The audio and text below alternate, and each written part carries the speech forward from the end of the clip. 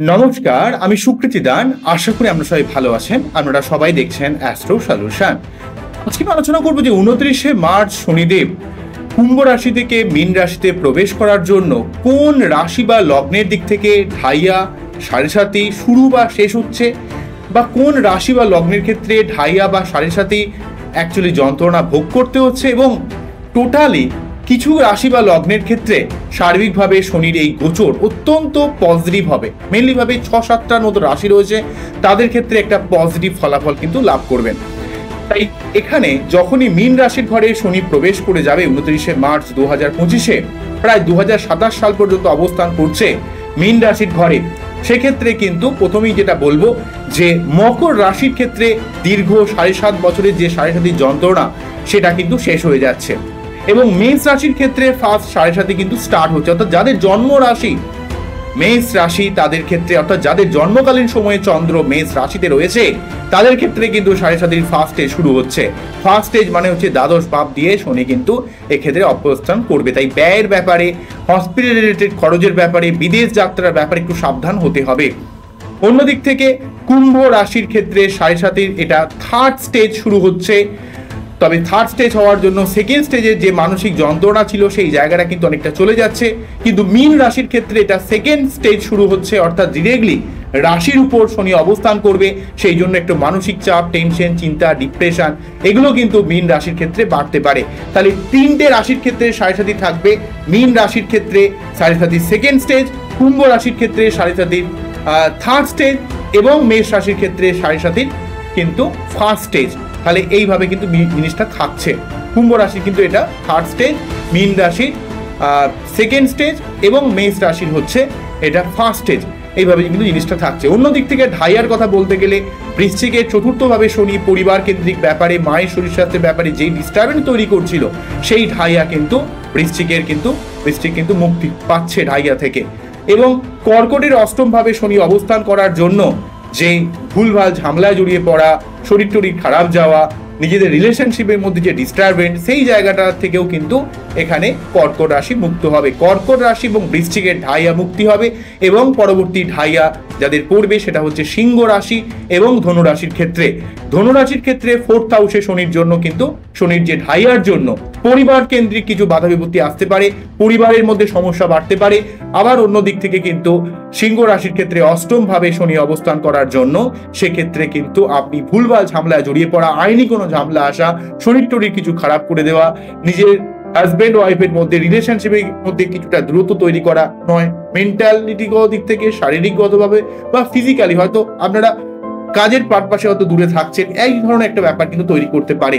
ঠিক আছে, তাহলে এক্ষেত্রে কিন্তু সিংহ রাশির ক্ষেত্রে এবং ধনু রাশির ক্ষেত্রে ঢাইয়া কিন্তু শুরু হবে।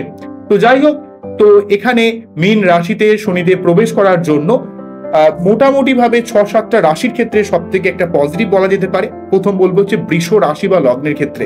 বৃষ রাশি বা লগ্নের ক্ষেত্রে এখানে শনি যেহেতু 11th হাউসে অবস্থান করবে, তাই আপনার জীবনে অর্থ প্রাপ্তির দিক থেকে বা জীবনের যে কোনো ধরনের প্রাপ্তি যোগের দিক থেকে কিন্তু বৃষ রাশি বা লগ্নকে হেল্প করবে। অন্যদিক থেকে মিথুন রাশি বা লগ্নের কর্মপ্রাপ্তি, কর্মের উন্নতি, কর্মের সার্বিক প্রোগ্রেসের দিক থেকে কিন্তু এখানে কিন্তু হেল্প করবে। অন্যদিক থেকে শনির এই রাশি পরিবর্তন কর্কট রাশি বা লগ্নের ক্ষেত্রে ভাগ্যের উন্নতিতে, বিবাহ হওয়ার দিক থেকে বা বৈবাহিক সম্পর্কের উন্নতিতে, নতুন কোনো প্রেম আসার দিক থেকে, উচ্চশিক্ষা বা গবেষণার দিক থেকে আপনার জীবনে কিন্তু কোনো পরিবর্তন আসতে পারে।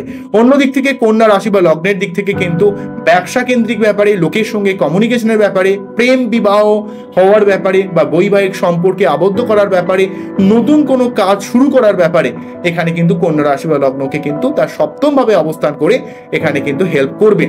ঠিক আছে, অন্যদিক থেকে তুলা রাশি বা লগ্নের ক্ষেত্রে ষষ্ঠভাবে শনিদেব অবস্থান করে আপনার যে কোনো রকমের প্রতিযোগিতামূলক জায়গায় আপনাকে কিন্তু সাফল্য প্রদান করার দিক থেকে শনিদেব কিন্তু হেল্প করবে। পরবর্তী মকর রাশি বা লগ্নের ক্ষেত্রে এখানে থার্ড হাউসে শনি অবস্থান করে নতুন কোনো পরিকল্পনাকে বাস্তবায়িত করার দিক থেকে, ভাই বোনদের দিক থেকে হেল্প পাওয়ার দিক থেকে, বা আপনার জীবনের একটা রণংদেহী ভাব, বুঝে কুছ করনা হ্যায়, এই ধরনের একটা মেন্টালিটি আপনাকে জীবনে সর্বাত্মকভাবে একটা শুভ প্রভাব দেবে। বিশেষ করে নতুন কোনো কিছু কাজ, নতুন কোনো কিছু পরিকল্পনা সেটা কিন্তু বাস্তবে রূপায়িত হবে। অনেক মানুষের সঙ্গে আপনার সার্বিক যোগাযোগ বৃদ্ধি পাবে।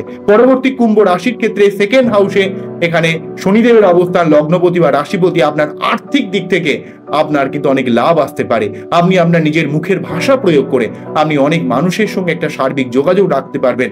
আত্মীয় স্বজনের সঙ্গে সম্পর্কের ব্যাপারে আপনার অনেক কিছু শুভ ফল কিন্তু অপেক্ষা করছে।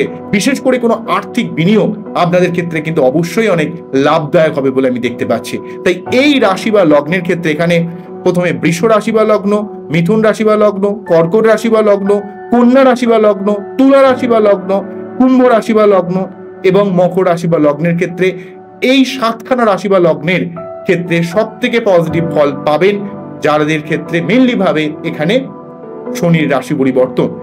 বাকি রাশিদের ক্ষেত্রে একটু সাবধানতা অবলম্বন করতে হবে।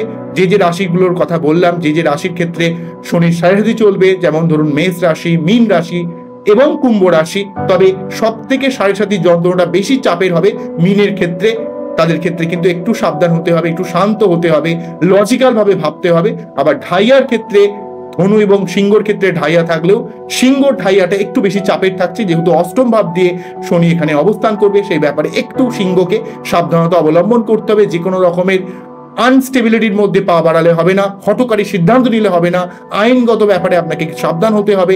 সার্বিক ব্যাপারটা বুঝে শুনে কিন্তু যে কোনো সিদ্ধান্ত কিন্তু গ্রহণ করতে হবে।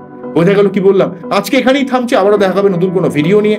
নমস্কার, থ্যাংক ইউ। আপনারা খুব ভালো থাকুন, অ্যাস্ট্রো সলিউশন দেখতে থাকুন। নমস্কার।